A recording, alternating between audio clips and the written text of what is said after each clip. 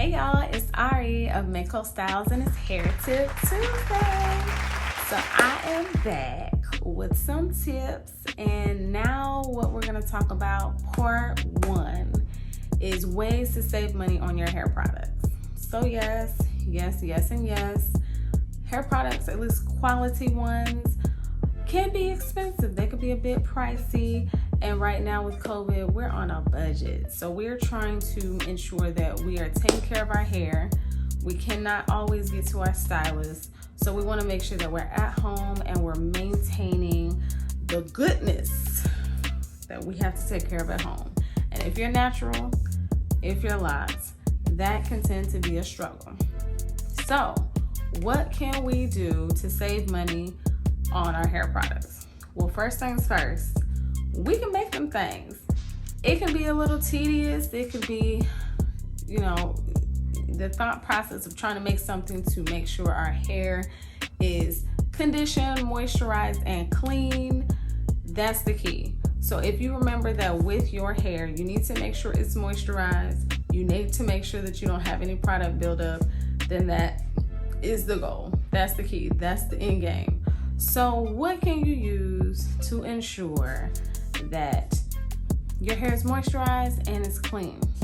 Well, there are a number of things you can make to ensure that you are conditioning and cleansing your hair.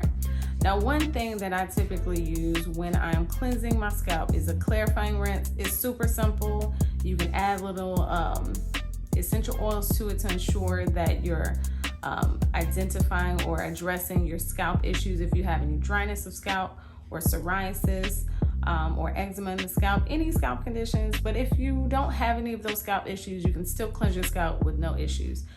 What I do is I take apple cider vinegar, that's 1 part, and then 3 parts water, and you can add tea tree or peppermint oil in it, just a few drops of the essential oil in that mixture, and just simply go throughout your scalp. Make sure you're over the sink, and make sure it doesn't get in your eyes, because child, the burn will hurt. However, make sure that you're applying it to your scalp. You want to get in with your fingers and scrub real nice. Make sure that you're removing any dirt, dust particles on your scalp. You want to make sure, if you want to go through with water first to make sure that your scalp is fully saturated, definitely do that. Then apply the vinegar water mixture into your scalp and all throughout your hair, and then go back through with a conditioner and go throughout your hair to condition your scalp. Now, if you are wanting to do a deep mask on your hair, you've probably seen some people make avocado masks. I've seen Cardi B on Instagram several times making her avocado mask. There's a number of ways to go about it. You can take a half an avocado, stick it in the blender, get a tablespoon of coconut oil. You can crack an egg in there if you'd like. A lot of times that helps with protein. Do a tablespoon of mayonnaise. I don't eat it. However, the members of my family do, so we keep that on hand. Get a scoop or a tablespoon of mayonnaise, throw that thing in the blender, add a little bit of olive oil, and blend. When you blend it real good. Make sure it's nice and a smooth texture, no lumps, no bumps. If there's a few lumps in there, don't be disturbed. It's fine. You're gonna take that combination, that solution. If you want to put it in a bowl so you don't cut your hand in the blender, please do. And then apply it directly to your hair. Be very generous. Go ahead and apply it root to tip. And this is for my loose naturals, speaking to you. Run it throughout the length of your hair, root to tip. Cover it with a plastic cap.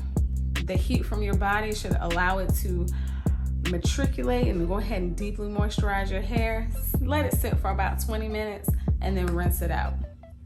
And make sure you rinse good, because there's nothing worse than having bits and pieces of heated egg or avocado in your hair. But rinse it out really good, and then at the end of the day, you're gonna go ahead and moisturize with whatever you moisturize with normally. I recommend the LCO or the LOC method, which is liquid, which is already what you've rinsed out of your hair. You have water in your hair.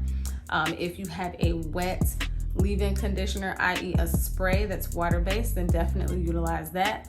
Then come back through with the cream. So if you have some shea butter, that's always great, but you gotta use a very little bit so you don't leave a residue or leave your hair heavy.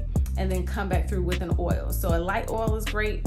If you wanna use grapeseed oil or almond oil or jojoba oil, those are great light oils you can use, or use an oil of your choice that works great with your hair to seal that cream and that liquid in.